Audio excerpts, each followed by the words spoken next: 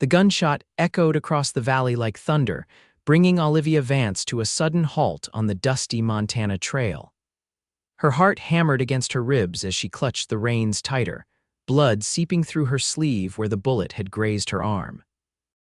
The year was 1878, and she'd just stolen back what was rightfully hers from the most dangerous man in Copper Creek. "You can't run forever, Olivia," the distant voice of Marshal Reed bellowed behind her. Olivia urged her mare forward, pain shooting through her arm as she leaned low over the saddle. 5 years of marriage to that monster had taught her one thing: survival meant escape. The leather satchel secured to her saddle contained enough money to start over money from the sale of her father's ranch, which Reed had swindled from her through their marriage. The mountains loomed ahead, offering sanctuary if she could just reach them before nightfall. Rain began to fall, first as gentle droplets, then in sheets that turned the trail to mud. Her horse struggled for footing on the slick path that wound along the edge of a steep ravine. Through the downpour, Olivia spotted a small cabin nestled among pines on the ridge above.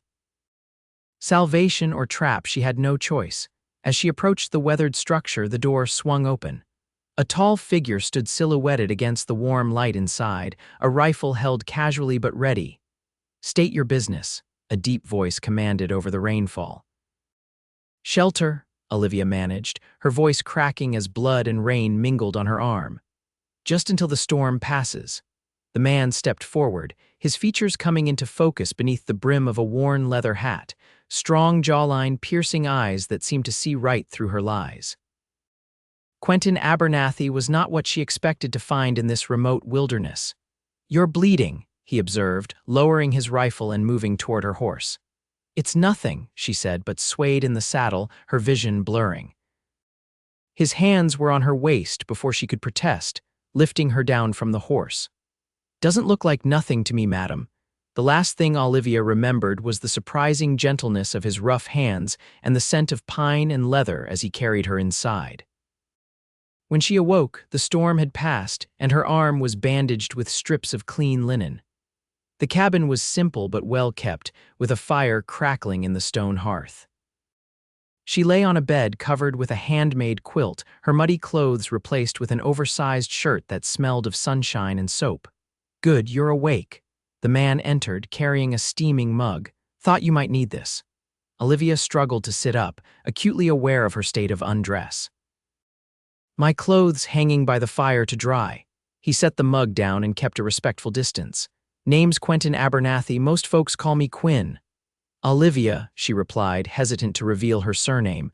"Thank you for your kindness, Mr. Abernathy." "Quinn," he corrected, "and it's no trouble. Not often I get visitors up here."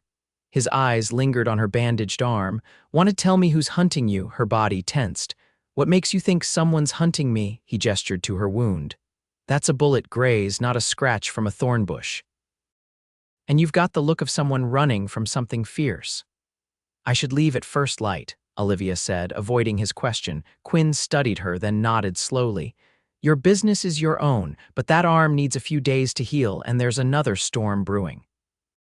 You're welcome to stay until you're strong enough to travel." Before she could respond, a sound outside made them both freeze. Quinn moved to the window, peering through a crack in the shutters. "3 riders coming up the trail," he said quietly. "Armed." Terror seized Olivia's heart. "It's my husband," she whispered. "Marshal Reed." Quinn's expression hardened. "The land baron from Copper Creek, that's who you're running from." She nodded, shame and fear washing over her. "He'll kill me if he finds me." Without hesitation, Quinn grabbed his rifle and handed her a revolver from a drawer. "Back room, there's a trapdoor under the rug that leads to a root cellar. Hide there. But I'll handle Reed." His eyes met hers, determination evident in their depths. "Go."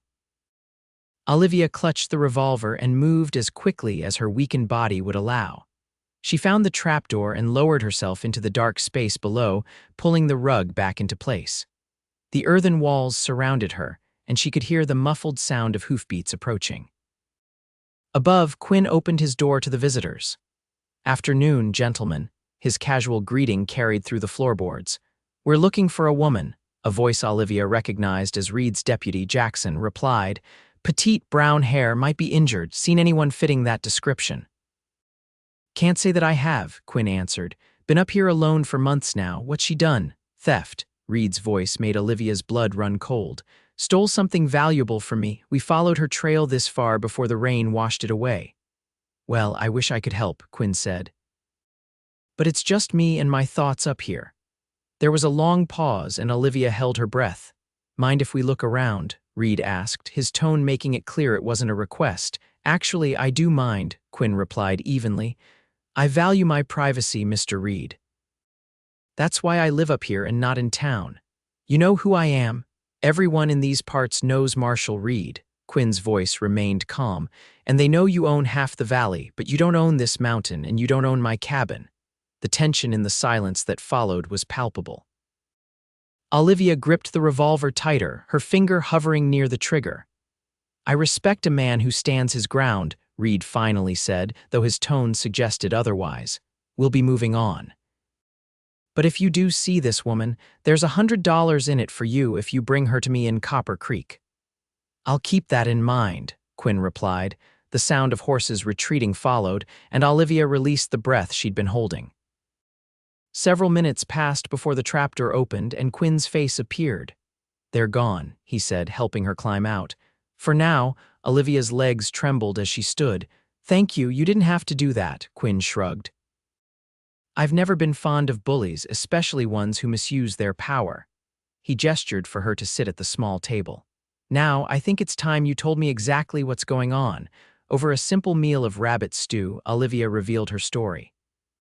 How she'd inherited her father's prosperous ranch at 19, how Reed had courted and married her within months, and how she'd gradually discovered his true nature: violent, controlling, and greedy.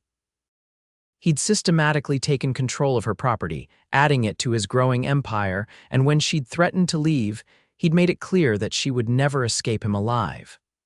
The money I took, she explained, it's from the sale of my father's original homestead. Reed sold it to a mining company last month. That money is rightfully mine. Quinn listened without interruption, his eyes growing darker with each revelation. And now you're running. Where to? Oregon, she said. My aunt lives in Portland. Reed doesn't know about her. He nodded thoughtfully. It's a long journey, especially for a woman alone. I don't have a choice, Olivia replied, raising her chin. I'd rather die trying to be free than live another day as his prisoner. Something in Quinn's expression shifted. You have courage, Olivia, I respect that. He stood and moved to stoke the fire. Rest tonight. Tomorrow we'll see about getting you well enough to travel. Days passed, and Olivia's strength returned under Quinn's care. She learned that he had once been a respected rancher himself, until a dispute with Reed over water rights had cost him nearly everything. Now he lived as a trapper and hunter, coming to town only when necessary for supplies. Why didn't you leave? She asked one evening as they sat by the fire. Start over somewhere else. Quinn was silent for a long moment. This land is in my blood. My father built our ranch from nothing. I won't be driven away by a man like Reed. Olivia studied his profile in the firelight, seeing for the first time the depth of his resolve. You're a stubborn man, Quinn Abernathy, his lips quirked in a rare smile, so I've been told. As her arm healed, Olivia insisted on earning her keep. She cooked, mended his clothes, and helped with chores around the cabin. They fell into an easy rhythm together, their conversations growing deeper as trust built between them. She discovered he was well-read, with books stacked in every corner of the cabin. He found she had a talent for making even simple meals taste extraordinary. One afternoon, as she hung laundry outside, Quinn approached with his rifle slung over his shoulder. I need to check my traps, he said. Want to come along? Some fresh air might do you good. They walked through the forest, Quinn pointing out signs of wildlife and teaching her how to move quietly through the underbrush. The mountain air was crisp and clean, filling her lungs and bringing color to her cheeks. You look different today, Quinn observed as they paused by a small stream. Different how? Less afraid, he said simply. Olivia considered this. I suppose I am. For the first time in years I feel safe. Their eyes met and something unspoken passed between them. Quinn cleared his throat and looked away first. We should head back before dark. That night, a violent storm shook the cabin. Wind howled through the mountain passes and lightning split the sky. Unable to sleep, Olivia found Quinn sitting by the fire whittling a piece of wood. "May I join you?" she asked. He nodded, shifting to make room for her on the bench. They sat in comfortable silence as the storm raged outside. "What are you making?" she finally asked, nodding toward his hands. Quinn held up the small carving, a delicate bird taking flight. "My mother taught me, said idle hands were the devil's workshop." "It's beautiful," Olivia murmured, tracing the wooden wings with her finger. "Keep it," he said, pressing it into her palm. "A reminder that freedom is possible." Their fingers touched, lingering longer than necessary. Olivia felt heat rise to her cheeks as Quinn's gaze dropped to her lips. For a heartbeat, she thought he might kiss her, but the cabin door suddenly rattled violently in the wind, breaking the moment. "I should check the shutters," Quinn said, standing abruptly. Alone by the fire, Olivia closed her fingers around the wooden bird, aware of a new and unexpected feeling blossoming in her heart. The next morning dawned clear and bright. Olivia woke to find a note from Quinn saying he'd gone hunting and would return by midday. She busied herself with chores, trying not to dwell on the previous night's almost moment.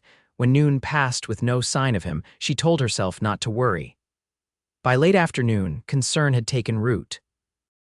Just as she was contemplating whether to go looking for him, the sound of a horse approaching sent her reaching for the rifle Quinn had taught her to use. Relief flooded her when she saw it was him, but it quickly turned to alarm. Quinn was slumped in the saddle, his shirt stained with blood. "Quinn," she ran to him as he dismounted unsteadily. "What happened?" "Ran into some of Reed's men," he grimaced, allowing her to help him inside. "They didn't see me, but their shots spooked a tree full of ravens. My horse bolted and I took a fall onto some rocks, cracked a rib, I think." Olivia helped him to the bed, then gently removed his shirt to assess the damage. A large bruise was spreading across his side, and a gash on his shoulder had bled through his shirt. "Why were Reed's men so far up the mountain?" she asked as she cleaned his wound. Quinn winced at the sting of the alcohol. "They're searching more thoroughly now, setting up camps, planning to comb every inch of these mountains." Olivia's hands stilled. "For me." "He's obsessed with finding you," Quinn confirmed. "This isn't just about the money anymore." The reality of her situation crashed back. Reed wouldn't stop. As long as she remained, she was putting Quinn in danger too. "I need to leave," she said, her decision made. "Tomorrow at first light." Quinn caught her wrist. "Olivia, I won't have your blood on my hands," she interrupted. "You've done enough for me already." His fingers tightened around her wrist. "And what if I'm not ready for you to go?" The rawness in his voice made her meet his gaze. What she saw there stole her breath. Concern, yes, but something deeper too. Something that mirrored the feelings she'd been trying to ignore. "Quinn," she whispered, "I can't stay." "Then let me come with you," he said, sitting up despite his injury. "I know these mountains better than Reed's men ever will. I can get you safely to Oregon." "What about your land?" "You said you wouldn't be driven away." A shadow crossed his face. "Some things are worth more than land." That night they made plans. They would leave before dawn, taking a little-known trail through the high passes that would eventually lead them to the Idaho Territory. From there, they could follow the Snake River northwest toward Oregon. As Olivia packed their supplies, she found herself lingering over the small wooden bird Quinn had given her. She carefully wrapped it in a handkerchief and tucked it into her pocket, close to her heart. Dawn was just breaking when they set out, mist clinging to the pines as they made their way higher into the mountains. Quinn rode ahead, alert for any sign of Reed's men. Olivia followed, her mare sure-footed on the narrow trail. By midday, they had reached a high ridge overlooking the valley. In the distance, Olivia could see Copper Creek, the town that had been her prison for 5 years. Smoke rose from chimneys, and the church steeple gleamed in the sunlight. "We'll stop here for a moment," Quinn said, dismounting carefully to favor his injured side. "Give the horses a rest." Olivia slid from her saddle and joined him at the edge of the ridge. "It looks so peaceful from up here," she observed. "Hard to believe such cruelty exists down there." Quinn's gaze was on her, not the town. "People aren't always what they seem, places neither." She turned to find him watching her with an intensity that made her pulse quicken. "And what do I seem like to you, Quinn Abernathy?" A small smile touched his lips. Like someone who walked into my life and turned it upside down in the span of a week. Olivia laughed softly. I suppose I did at that. His expression grew serious. I haven't felt this alive in years, Olivia, not since before Reed took my ranch. He hesitated, then added, not since I lost my wife. This was the first he'd mentioned being married. I didn't know, she said gently. Emily died in childbirth 3 years ago, he explained, his voice rough with old grief. Our son with her. After that, nothing much seemed to matter anymore. I just existed. Impulsively, Olivia reached for his hand. I'm sorry, Quinn, his fingers intertwined with hers. Don't be. If not for what happened, I wouldn't have been in that cabin when you needed shelter. His thumb traced circles on her palm. Everything has its purpose, I suppose. The moment was broken by the distant sound of voices. Quinn tensed, pulling Olivia behind a large boulder and signaling for silence. Below, on the trail they had ascended hours earlier, 4 riders appeared. Reed's men, Quinn whispered. They're following our trail. Olivia's heart pounded. How we were so careful. Someone must have spotted us leaving. Quinn's mind worked quickly. We need to split up. No, Olivia protested. We stay together. Quinn gripped her shoulders. Listen to me. They're expecting us to head north toward Idaho. I'll lead them west, make them think that's our plan. You continue north, staying high in the passes like we discussed. It's too dangerous, she argued. You're already injured. I know these mountains better than anyone, he reminded her. I'll lose them and meet you at the trading post on the Snake River in 3 days. If I'm not there by sundown on the 3rd day, continue to Oregon without me. Tears welled in Olivia's eyes. I can't leave you to face them alone. Quinn's hand cupped her cheek. You're not leaving me, you're surviving. That's what you do, remember? Before she could respond, he leaned forward and pressed his lips to hers. The kiss was brief but full of promise, leaving her breathless when he pulled away. 3 days, he repeated. The trading post on the Snake. With that, he mounted his horse and rode deliberately down the western slope, making enough noise to draw attention. Olivia watched, heart in her throat, as Reed's men spotted him and changed course to follow. She waited until they were out of sight before continuing north, alone once more but carrying the warmth of Quinn's kiss with her. The mountain passes were treacherous, with narrow trails that sometimes disappeared altogether. Olivia relied on Quinn's detailed instructions, finding landmarks he had described: a lightning-struck pine, a rock formation shaped like a sleeping bear, a small waterfall that flowed only in spring. On the 2nd night, she made camp in a sheltered hollow, too exhausted to continue. As she huddled beneath her blanket, the temperature dropping rapidly with nightfall, loneliness pressed in around her. She took out Quinn's carved bird, running her fingers over its smooth wings. Please be safe, she whispered into the darkness. Morning brought snow unusual for early autumn, but not unheard of at this elevation. Olivia pressed on, her mare struggling through deepening drifts. By afternoon, the snow had turned to sleet, and visibility was poor. She began to fear she had lost her way when the trees suddenly thinned, revealing a wide, fast-flowing river below the Snake. Relief coursed through her as she made her way down to the riverbank and followed it northwest. By dusk, the trading post came into view, a collection of log buildings surrounded by a high wooden fence. The trader, a grizzled man named Harlow, greeted her with suspicion until she mentioned Quinn's name. Abernathy sent you, he asked, his demeanor softening. Well, why didn't you say so? Any friend of Quinn's is welcome here. He provided her with a small room behind the trading post and assured her that Quinn would find her when he arrived. That night, Olivia slept in a real bed for the first time since leaving Quinn's cabin, but rest eluded her. Her thoughts were with him, wondering if he'd managed to escape Reed's men. The next day passed with agonizing slowness. Olivia helped Harlow in the trading post to keep busy, jumping each time the door opened, only to be disappointed when it wasn't Quinn. By evening, her nerves were frayed. He'll come, Harlow assured her over a simple dinner of salt pork and beans.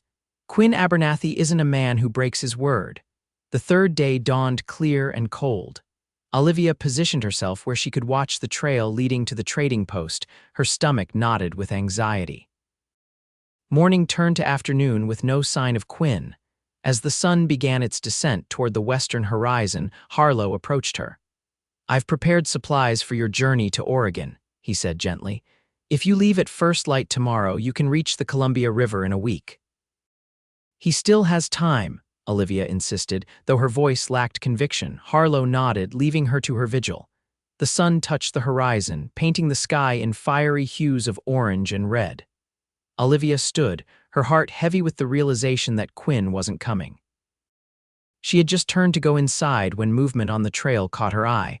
A lone rider appeared, slumped in the saddle but moving steadily forward. Even at a distance, she recognized Quinn's broad shoulders and the way he sat his horse. Quinn. She cried, gathering her skirts and running toward him. He looked up at the sound of her voice, straightening in the saddle. As she reached him, he dismounted, moving stiffly but with purpose. Before she could speak, he pulled her into his arms, holding her as if he never intended to let go. "You're here," she breathed against his chest, tears of relief spilling down her cheeks. "I was afraid you wouldn't come." "I told you 3 days," he said, his voice rough with exhaustion. "I keep my promises, Olivia." She pulled back to look at him, gasping at the sight of his face. A deep cut ran along his jawline and his left eye was swollen nearly shut. "What happened?" she demanded, touching his injuries with gentle fingers. "Reed's men were more persistent than I expected," he admitted. "Had to fight my way free of an ambush near the Idaho border." "Are they still following you?" Quinn shook his head. "Lost the last of them yesterday, doubled back and covered my trail." His hand came up to cup her cheek. "You're safe, we're safe." Harlow appeared behind them. "Let's get you inside, Quinn. You look like you've been dragged behind a stagecoach." Later, after Quinn had been fed and his wounds tended, they sat before the fire in Harlow's main room. The trader had tactfully retired early, leaving them alone. "What happens now?" Olivia asked, watching the flames dance. "We continue to Oregon." Quinn was silent for a long moment. "Is that still what you want?" She considered the question carefully. "I want to be free of Reed, beyond that." She met his gaze. "I'm not sure anymore. I've been thinking," Quinn said, shifting closer to her on the bench. "Reed believes you're heading to Oregon. He'll focus his search there." "What are you suggesting?" "We head south instead, to Colorado territory." His eyes held a spark of excitement. "I have a friend there who owns a cattle operation near Denver. He's been asking me to join him for years." "Start over," Olivia murmured. Together, Quinn took her hand. "I know it's sudden. We've only known each other a short time, but these past days without you." He shook his head. "I couldn't stop thinking about you, about what might be possible for us." "What about your land?" she asked. "You said it was in your blood." "Land is just land," he replied. "What I feel for you, Olivia, that's something I never thought I'd find again after Emily died." He squeezed her hand. "I'm not asking for promises, just a chance to see where this leads." Tears welled in Olivia's eyes, but these were different from the tears of fear and sorrow she'd grown accustomed to. These were tears of possibility, of hope. "Colorado," she said, testing the word. A smile spread across her face. "I've heard it's beautiful in the spring." Quinn's answering smile was like sunrise after the longest night. "Then it's settled. We leave for Colorado." The journey south was arduous but free from pursuit. They traveled cautiously, avoiding major settlements and keeping to less traveled routes. Along the way, their bond deepened. Quinn taught Olivia to shoot with greater accuracy, to track game, to read the stars. She shared stories of her childhood, her dreams before Reed had crushed them, her hope for a future where she could be herself again. At night, by their campfire, they often sat talking until the embers died down. Sometimes Quinn would take out his knife and a piece of wood, creating small carvings that he presented to her at dawn: a fox, a mountain, a pair of intertwined hearts. Their first kiss had been brief, born of urgency and uncertainty. Their second, beneath the vast Colorado sky with the Rockies rising before them, was unhurried and deliberate. Quinn's arms encircled her waist, drawing her against him as his lips found hers. Olivia melted into him, years of fear and loneliness dissolving in the warmth of his embrace. "I'm falling in love with you, Olivia Vance," he whispered against her lips. She touched his face, tracing the scar along his jaw that had yet to fully heal. "I think I started falling the moment you opened your cabin door in the rain." Denver was growing rapidly, the discovery of silver in the mountains fueling its expansion. Quinn's friend, Samuel Daniels, welcomed them to his ranch outside the city with open arms and no questions about their past. "Any friend of Quinn's is family to me," he declared, showing them to a small house on his property that had once belonged to his foreman. "It's yours for as long as you need it." The house was simple but solid, with 2 bedrooms, a kitchen, and a porch that faced the mountains. That first night, Olivia stood on the porch watching the sunset paint the peaks in gold and crimson. "Happy?" Quinn asked, joining her and wrapping an arm around her shoulders. She leaned into him. "It doesn't seem real yet, having a home again, being safe." "It's real," he assured her. "And it's just the beginning." Quinn took a position managing Samuel's ranch operations, while Olivia found unexpected fulfillment in helping the local schoolteacher. Her father had ensured she received a proper education, unusual for a girl in the West, and she discovered she had a talent for teaching. The children adored her, and for the first time in years she felt useful, valued for her mind rather than as a possession. Months passed, winter giving way to a vibrant Colorado spring. Quinn and Olivia settled into their new life, their relationship deepening with each passing day. They hadn't discussed marriage, both carried scars from their past that made them cautious, but they lived as partners in every sense, sharing their home, their work, and increasingly their dreams for the future. One evening in May, Quinn returned from the ranch later than usual. Olivia had prepared dinner, but he seemed distracted, hardly touching his food. "Is something wrong?" she finally asked. "Did something happen at the ranch?" Quinn set down his fork. "I received a letter today from Montana." Olivia's blood ran cold. "Reed?" "No," he quickly reassured her. "From a lawyer in Helena. It seems Reed's empire is crumbling." He reached across the table to take her hand. "He was caught forging land deeds. Several of his victims have come forward, and the territorial governor has ordered an investigation." Hope flared in Olivia's chest. "What does this mean?" "It means Reed is facing prison," Quinn explained. "And all properties acquired through fraudulent means will be returned to their rightful owners." "Including your ranch?" she asked, squeezing his hand. He nodded. "And possibly your father's land as well, if we can prove the sale was coerced." Olivia sat back, overwhelmed by this unexpected turn of events. "I never thought I'd see justice done, not with Reed's influence." "The letter mentioned something else," Quinn said, his expression unreadable. "Reed was shot during his arrest. He survived, but he'll never walk again." A complex mixture of emotions washed over Olivia: relief, vindication, and surprisingly, pity. "He can't hurt anyone else now." "No," Quinn agreed. "He can't." They sat in silence for a moment, absorbing the implications of this news. "Will you go back?" Olivia finally asked, voicing the question that terrified her most. "To reclaim your ranch." Quinn studied their joined hands. "I've been thinking about that all day." He met her gaze. "What would you want, Olivia? To return to Montana? Stay here? Something else entirely?" "I want to be where you are," she answered honestly. "Montana holds painful memories, but it's also where we found each other." She took a deep breath. "But I've found something here too, teaching the children, building a community. I'm not sure I'm ready to leave that behind." Quinn nodded thoughtfully. "The lawyer says I don't need to appear in person. I can appoint a representative to handle the legal matters." A slow smile spread across his face. "Samuel mentioned yesterday that he's considering expanding, buying the adjacent property and increasing his herd. He asked if I'd be interested in becoming a partner rather than just a manager." Hope bloomed in Olivia's chest. "You'd stay, give up your ranch." "The ranch was my father's dream, not mine," Quinn said. "My dream is sitting across from me right now." He rose and moved around the table, kneeling beside her chair. "I love you, Olivia. These past months have been the happiest of my life." Tears welled in her eyes as he reached into his pocket and withdrew a small box. "I've been carrying this for weeks, waiting for the right moment," he confessed, opening the box to reveal a delicate gold ring set with a small but perfect diamond. "I think this is it." "Quinn," she whispered, her voice catching. "Olivia Vance, will you marry me?